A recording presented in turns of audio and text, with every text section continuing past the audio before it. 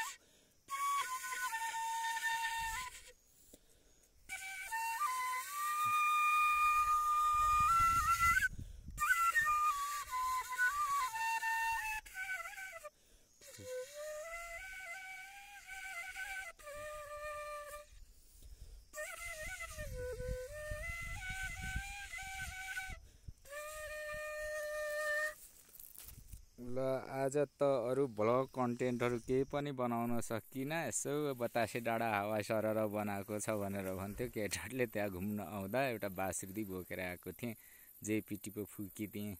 अरू कन्टेन्टहरू तपाईँहरूलाई लिएर आउने छु। यो आज चाहिँ मेरो टाइम पास हो। सब्सक्राइब गर्न नभुल्नु होला है। सब्सक्राइब गरेर मेरो च्यानललाई उच्च बनाइदिनु भन्दै बाई बाई।